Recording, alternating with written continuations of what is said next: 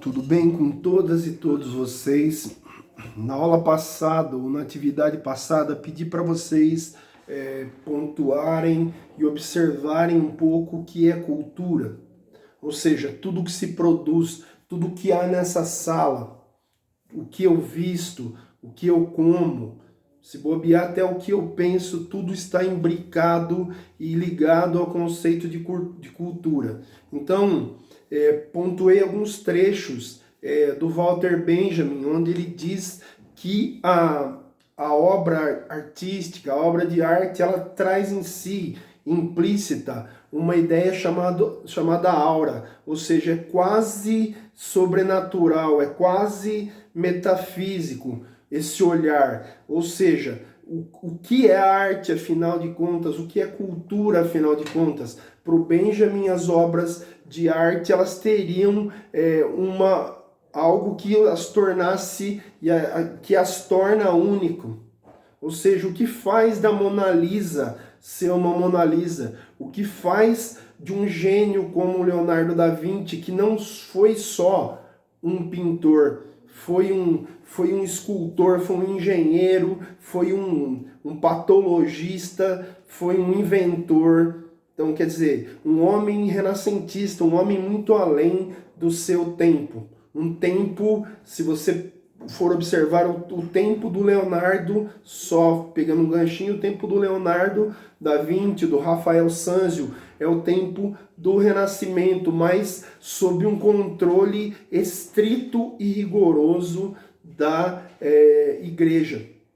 Então, se pontuar arte, o que é a arte, afinal de contas? O que faz de uma obra de arte única? O que faz dela ter esta aura que o Benjamin pontuava? Outro crítico e outros dois críticos e observadores que eu também pontuei, o Max Horkheimer e o Theodor Adorno. Então, para o Adorno e para o Horkheimer havia um conceito de indústria cultural. E essa indústria cultural, ela faria com que o cinema fosse equalizado dentro dos seus cânones. Ou seja, se você pegar e for observar, por exemplo, os filmes hollywoodianos e os filmes em geral, quase todos seguem um padrão.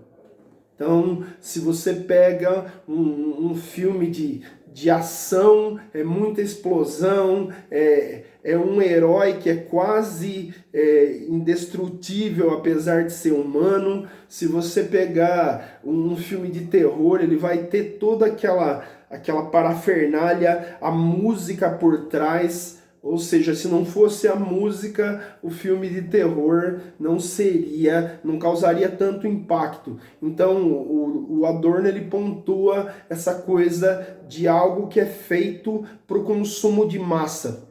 Mas, então, o que a gente pode fazer com relação à cultura? Vamos deixá-la só para uma pequena elite?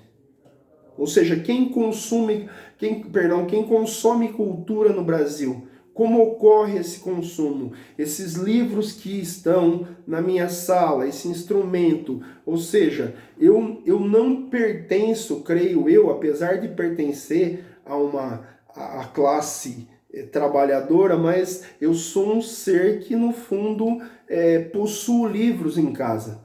Então, olhem ao vosso redor, quantas pessoas têm acesso a livros, a um bem cultural produzido em escala comercial. Mas quantas pessoas vocês veem por aí lendo? O celular passou, creio eu, a substituir um pouco o papel do livro. Mas com relação ao conteúdo, que conteúdos nós estamos recebendo por esta indústria, usando uma terminologia adorniana, essa indústria cultural de mídia, de massa que são os celulares. Então, como averiguar a veracidade ou não de uma notícia que nós recebemos? O jornal impresso perdeu a sua aura, se formos pontuar dentro de um olhar do Walter Benjamin. Então, e a indústria pós-pandemia? Que indústria cultural se sobressairá ou sairá deste pós-pandemia? Ou seja, cinemas fechados, teatros fechados, artistas fazendo lives para sobreviver. Então, as pessoas se reinventando dentro de novos padrões e seguindo, de certa forma, aquilo que lhe dê algum sustento. Então, o pós-pandemia será como para os engenheiros de alimento? Então, olhando para a vossa futura profissão, que tipo de profissional eu deverei ser? Que profissional, que profissional, no meu caso, sairá enquanto docente depois da pandemia? Então, observar a cultura, como eu pontuei para vocês, andei lendo alguns textos, algumas problematizações que vocês postaram no Moodle e vejo que vocês possuem estofo e as problematizações, pelo menos as que eu consegui ler, são extremamente relevantes. Então, pontuar a cultura. E a cultura no Brasil? O que é a cultura no Brasil? O que será dessa cultura livresca que nós temos? Que tipo de substrato vai sair de toda essa nossa nova configuração do que eles chamam de novo normal? Então, qual será o caminho da cultura em nosso país? Como os artistas terão que se recriar? Como outro tipo de artista, no caso, mas como as pessoas que lidam com confecção, as pessoas que lidam com alimentação, como elas terão que se reinventar dentro do bojo dessa nova configuração de sociedade pós-pandemia. Então, se voltar lá para Adorno, se voltarmos lá para Walter Benjamin, para Horkheimer, então, que tipo de indústria cultural? O que surgirá, melhor dizendo, dessa nova perspectiva desse mundo contemporâneo cada vez mais acelerado? Se você conseguiu ver lá no ensino médio o que eles chamam de Belle Époque, ou seja, a Belle Époque ela trouxe novos padrões, ela trouxe novos olhares sobre a arquitetura. E a fotografia? A fotografia não existia até o fim do século XIX.